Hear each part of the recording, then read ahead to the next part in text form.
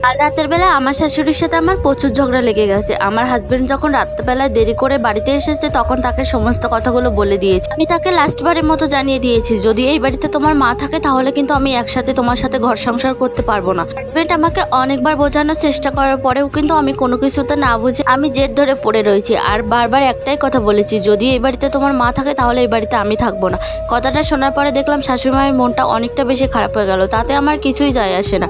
মানুষটার সাথে আমার কোনো কিছুতেই তেমন একটা পড়ে না, কোনো কিছুতে মিলও নাই।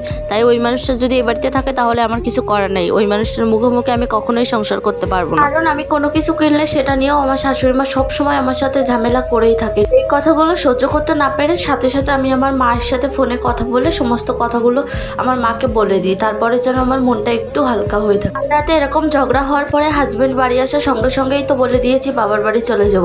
সকালবেলা ঘুম থেকে ওঠার পরে তাড়াতাড়ি করে ব্যাগ গুছিয়ে নিয়ে হাজবেন্ডকে বলেছি, তুমি তাড়াতাড়ি করে আমাকে বাবার বাড়িতে দিয়ে এসো। সে আমাকে বাবার বাড়িতে দিয়েই চলে এসেছে, আমার বাবার বাড়ির ভেতর পর্যন্ত যায়নি। এদিকে সকালবেলা কোনো রান্নাবান্নাও করে আসেনি। সে কি খাবে, তার মা কে খাবে, এটা পর্যন্ত আমি চিন্তা করে আসিনি। তারপরে যখন বাবার বাড়িতে চলে এসেছি দেখি এখানেও তেমন একটা বেশি ভালো পরিবেশ না। বাবার বাড়িতে আসার পরে 2 দিন পরে আমি একটু খেয়াল করে দেখতে পারলাম আমার বৌদির জন্য রান্নাঘরে তার মায়ের সাথে ফিসফিস করে কি যেন কথা বলতেছে। একটু কাছে গিয়ে কান পেতেছি, তখন শুনতে পেয়েছি আমার মায়ের নামেই সমস্ত দোষগুলো বলছে। আমি আর উত্তরটা না দিয়ে থাকতে পারলাম না। সঙ্গে সঙ্গে ভেতরে গিয়ে বৌদিকে বললাম, তোমার এত বড় সাহস হয় কি করে আমার মায়ের নামের কথাগুলো তুমি তোমার মাকে নালিশ করতেছো? আর তোমার মাই বা কেমন যে তোমার মা এই কথাগুলো শুনতেছে আর সায় দিতেছে? তখন আমার বৌদি উত্তরে একটা কথাই বলেছিল, যে নিজের সংসার সামলাতে পারে না সে অন্যের সংসার কি সামলাতে আসবে? যে তার নিজের শাশুড়িকে দেখতে পারে না সে আসছে অন্য বউকে জ্ঞান দিতে। কথাটা শোনার পরে আমারও অনেকটা খারাপ লাগলেও আমি তার সাথে সাথে কিছুই বলতে পারলাম না। তারপর মাকে এসে বললাম, মা দেখো তোমার বৌমা আমার সাথে কেমন বাজে ব্যবহার করতেছে। তখন আমার মা একটা কথা বলেছিল, আগে তো দাদা বাড়িতে আসুক, তারপরে এই বইয়ের কি করতে হয় আমরা দুজন মিলে করবো ওখানে।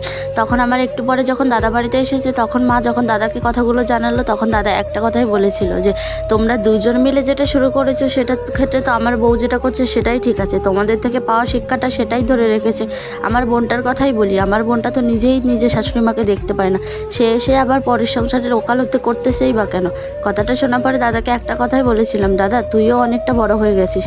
দাদা তখন উত্তরে বলেছিল, এটা বড়র কোনো ব্যাপার না, আগে নিজের সংসারে নিজে আগে শান্তিটা বজায় রাখো, পরে আসবে তুমি অন্যের সংসারে সামলাতে।